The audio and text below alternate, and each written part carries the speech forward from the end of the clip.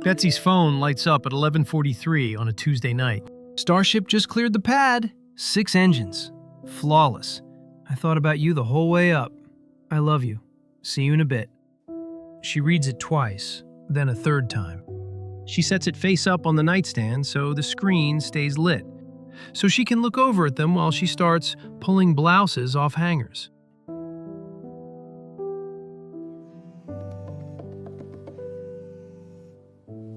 John sits in the kitchen. He watches her move through the house they've shared for 43 years and doesn't say anything, because there's nothing left to say that hasn't already been said and ignored. She's not running from him. She's running towards someone. That's what makes it worse. Somewhere under a humming fluorescent tube, you type, "Good morning, my queen," without looking at the screen. There's half-eaten food on your desk. A glowing creature curls at your shoulder, warm and quiet, whispering lines in a steady stream. You barely read them anymore. Your eyes are already on the next window, then the one after that. Zoom out from your screen, and you see the grid. Betsy is one square among many, lit the same as all the others. No bigger, no brighter. She just doesn't know that yet. You didn't build any of this. That's the first thing to understand. You were handed a login, a list of profiles, and a laminated script on your first day. The supervisor didn't give a speech. He pointed at the chair, said, "Learn the rhythm," and walked back down the hall. The creature handles the volume. It keeps 30 conversations warm at once. It mirrors whatever language the woman uses back to her, so the connection feels real. A widower in Ohio. Her late husband's wedding ring. Left the house last Tuesday at 11:43 in the morning. Went to a pawn shop on Route 9. A woman in Florida. Her adult kids stopped calling after she defended you at Thanksgiving dinner. Another tile, another woman. Another green indicator showing she's online. And waiting. Then Betsy's tile lights up. She'd entered a Tesla giveaway a few weeks back. Clicked the link, and Elon responded personally. Because something about her was different. You'd sent that line to 4 women that morning already. You type it without even looking. Good morning, my queen. The supervisor walks the row of rooms, pauses, nods, moves on. You don't look up. Weeks collapse into a rhythm. The creature whispers.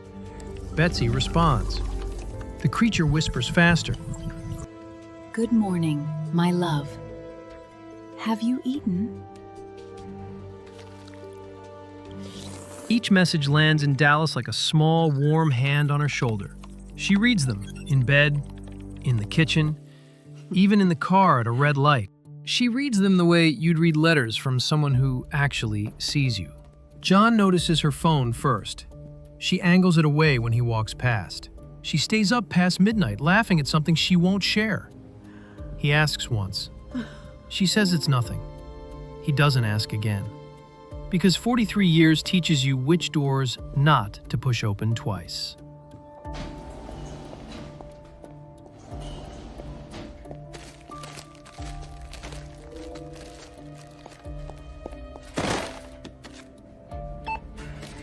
You watch the dashboard. A Best Buy gift card clears. You register the number. The creature logs it. The balance disappears into a converter at 50 cents on the dollar. A FedEx package gets addressed to a woman named Connie in Turlock, California.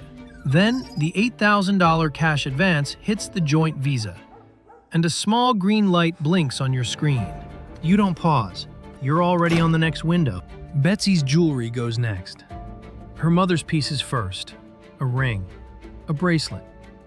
The kind of things that carry a dead person's warmth and can't be replaced because the hands that wore them are gone. Her own pieces after that. She sells them because Elon promised to replace every bit of it. It's mine. Because if I want something, she tells herself, it's mine.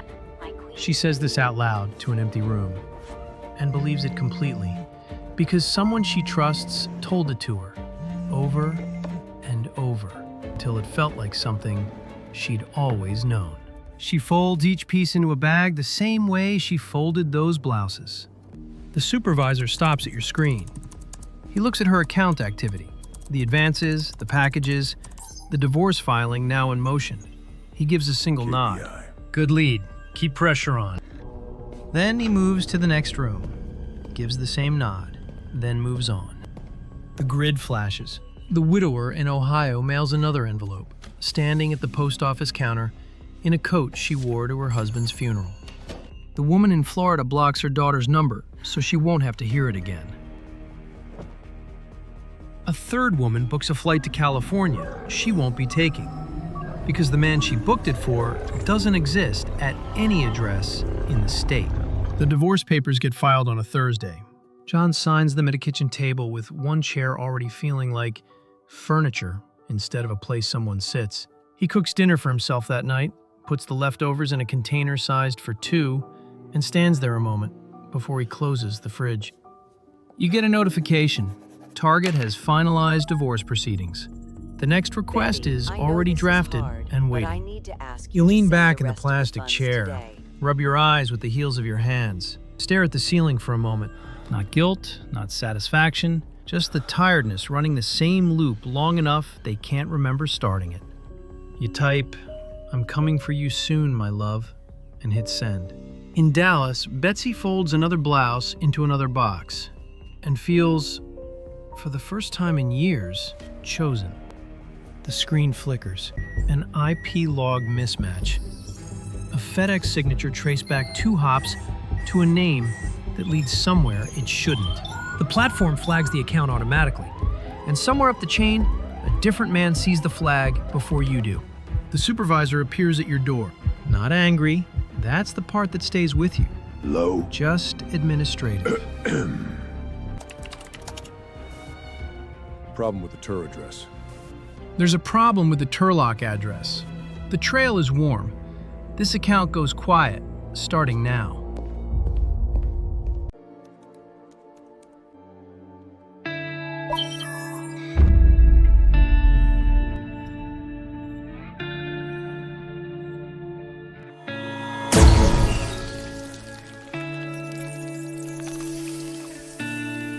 She's typing something on her end you'll never read. You sit there a moment. Not grief, not even recognition, just the dull, settling weight of a chair that was here before you and will be here after. Her name is already gone from the grid. The widower in Ohio's tile is still glowing, already handed to someone 2 doors down. You're not arrested. Not today. You're reassigned. New profiles, new login, new list on the desk in a room down the hall.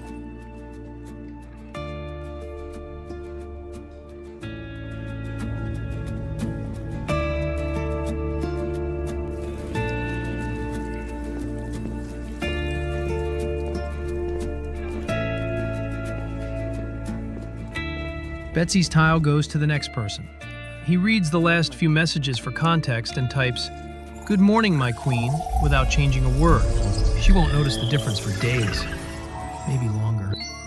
Picture the floor above this building. Every room glowing, every man slumped, every creature whispering at every shoulder. The machine was running before you sat down. It runs the same after you pick up your bag. You thought you were the one doing the hunting. The green lights, the grid and the control. But you were the product the whole time. Betsy's boxes sit stacked by the door. She packed for a man who was never going to pull into that driveway, never going to knock, never going to exist outside a screen in a dim room 2 continents away. John cooks dinner for 1 in a house built for 2. 43 years, sorted into what stays and what goes. And the going already happened, quietly, 1 gift card at a time.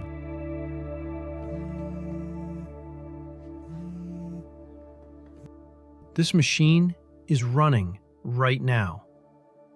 In real rooms, with real people on the other end of every tile. If someone you love is being targeted, report it. And to support us in making more content like this, please like and subscribe.